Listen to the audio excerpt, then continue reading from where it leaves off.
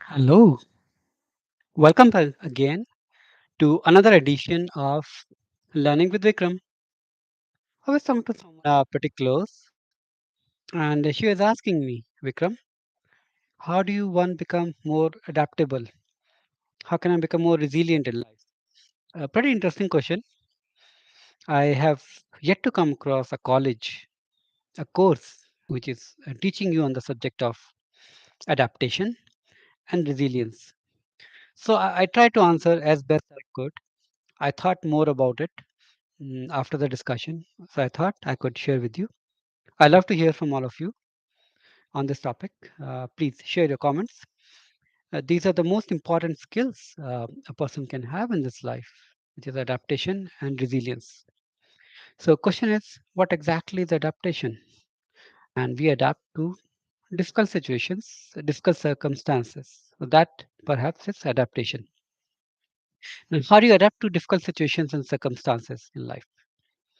Now, there are three things. Again, this is based on a little bit of bookish knowledge I have, but I also applied the lessons of my life. And lessons of my life is all I share. And as I experiment and I look at the results and I tweak my approach in life. So, adaptation to me are three phases: acceptance. And I think that is something everyone knows. You have to accept the situation to get over with the stress. So, for example, if your income stream has gone down for any specific reasons related to your employment, business, then that creates a certain stress. They have adverse conditions. So, what's the first step? As a first step, we have to accept, yes, my income is lower compared to where it was higher. Okay. Now, the acceptance means in a different way also is to not look at the past. Yes, I know in the past I would have those great vacations, I would fly wherever I want, buy anything I want. But today I do not have the situation. So I have to live in the present and accept it. Okay. So that is acceptance. So that's phase one of adaptation. The phase two is self control. Okay. I may have acceptance that my income is not to the same level as it used to be earlier, but then it's very hard for me. I still want to spend. I still want to buy all the stuff I used to do that earlier. So there's an element of self control that I have self control so that I am not giving into those temptations to spend as much I used to spend earlier. So that's phase two, self control. The phase three is being at peace with this new situation. So I may have low income now compared to the previous situations, and I may accept it. I may have self control also. But the question is, what does it do to my mental state, to my emotional state? Am I satisfied? Am I always gloomy, sad that my income is not to the same level as it used to be? Okay. And that is something we have to look at, because what happens is if we do not address this emotional state, you will be sad, sorrow. And how do you overcome that? By doing maybe some binge spending, again, which will lead to adverse conditions once again, because my emotional state is not happy. I'm not satisfied with where I am. Okay. I've accepted it. I'm trying to exercise self control. But the problem is again that I am not truly satisfied. So we have to find a reason to be happy, to be satisfied with this new state that we are in. So that's three stages of adaptation as per me. Now come to the other part, which is resilience. How's resilience connected to adaptation? To me, resilience is even higher than adaptation. Resilience means thriving in this new adverse situation. So, for example, if I have lower income now, which means I'm not traveling as much, I'm not having as much party, buying all the stuff. But what I do with that more time I have on hand is that I invest into my own education, improve my skills, build connections. So, what are things I do to improve my skills and improve my conditions? So, I use those adverse conditions to do even better, okay, and respond better and come up in a better situation compared to where I was when I started off with this adverse conditions. So that to me is resilience. Okay. I do not know of any university, Stanford, Harvard, Oxford, which is teaching us the skills of adaptation and resilience. I wish we have certain teachers, certain societies, education institutes which are teaching us how to be more adaptable and how to be more resilient. Now, the question which was asked to me was that fine, great concepts and ideas. Now, how exactly do I become resilient in face of the adverse conditions? That is a tough one for me. I mean, how do you make someone? I mean, by default, all of us have that inbuilt feature within us. We are human beings, and human beings are made to struggle and made to come up victorious in our struggles. Not all of us succeed, not to the fullest extent, but to a certain extent, we all tend to overcome the difficulties that we face. And I think we all face difficulty growing up as a child. You do not go get all the things that you're asking for. Again, as a student, you have the challenge of overcoming exams, getting best of the grades, competing against fellow colleagues, students. So I think we all face through the goes through the adverse conditions, and we do overcome to quite an extent. And it's my feeling that once you overcome those situations and you settle in career, perhaps you already settle into a family. Again, we get into that cozy mode, reasonably cozy because we have overcome the challenges. Hopefully, we are financially comfortable, and I think we have a long period of time where we are fairly comfortable with that. You may have some hiccups related to your family life and all that, but nothing compared to where things were when you're still growing up and still trying to settle in.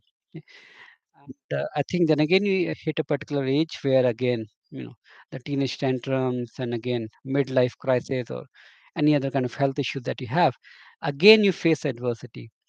And my belief is that this long period of relatively comfortable time kind of takes away our capability of reacting to the adverse conditions. So again, a restart for a lot of us, once we go through that comfortable phase of life. Okay. Nevertheless, uh, we still have to figure out a way to be adapt and to be resilient. So how exactly do I make someone resilient? So someone is approaching me and telling I'm having a really tough time in my life and I need some inspirations. I need to find out how do I adapt to it and how do I become more resilient. One easy quick fix I could suggest is that don't you talk to some of the good people, highly energetic, maybe they were resilient in their life. Maybe that will give you some inspiration. So that's sort of a short-term inspiration you can get, energy boost, so to speak. Or maybe you can read the biography of some of the famous people who faced a lot of adversity in life. For example, Abraham Lincoln, I believe he failed like more than 20 times before he finally became the president. So you could get some small boost over there. But again, I could not think of a good solution at that point of time in terms of how exactly to make this person more resilient.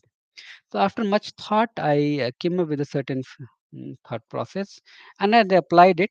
It seemed to work for me, and that's what I shared with this particular person. And the thought process which I had was as a human being, every moment we are either fall or we are rising. You can never be static as a human being. Now you may ask, what do you mean by falling down and rising?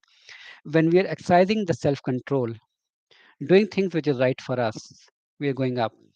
Every time we are giving to temptations, picking up the phone, paying attention to some noises outside, thinking about something which is not productive, all of that is falling down. Every moment of our life, we are exercising a choice to go up or to fall down.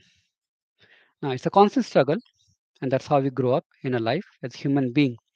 But that struggle can be really put to use for us to motivate ourselves and pick up ourselves. You may ask Vikram, how do we do that? Okay, pick up any one habit.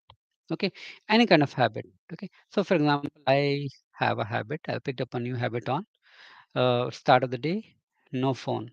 Okay, after getting up, 1 hour, no phone. I'll not touch it.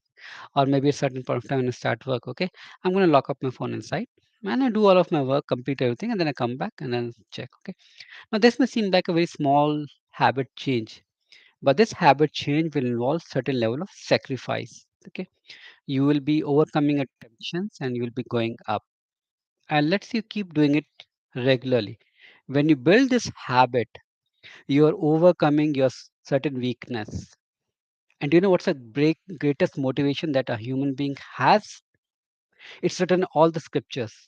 It's written that our greatest victory is victory over ourselves, our own bad habits, our temptations, our weakness. That's the most motivating thing a person can ever get. And once you do that, that will give you a motivation. Success breeds success, and there is no happiness bigger than overcoming our own weakness and temptations. What you're going to find is that you will be motivated to do more, and that's going to start that the virtuous cycle. So one success, and you'll try another thing, and you'll try another thing. Of course, you always revert back. That's always possible. So start with something which is easy to accomplish, easy to sustain. Okay, and once you really get into the positive cycle, you see that you will achieve more and more things. Okay, and as you do that, you'll find your own energy, your motivation.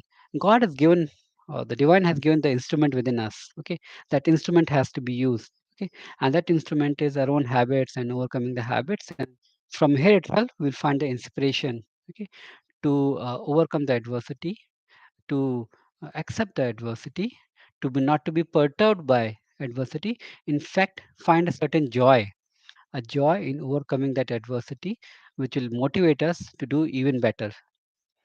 And that's my suggestion based on my experiences. I hope the listeners to this short video are going to share your experiences if you like. That's a true, a benefit or a true advice or a sort of a wish or a blessing you're giving to other person by sharing the experiences of your life. Okay, please do your bit, share your comments. And if you like this video today, please share likes. Please subscribe to my channel and share it with others.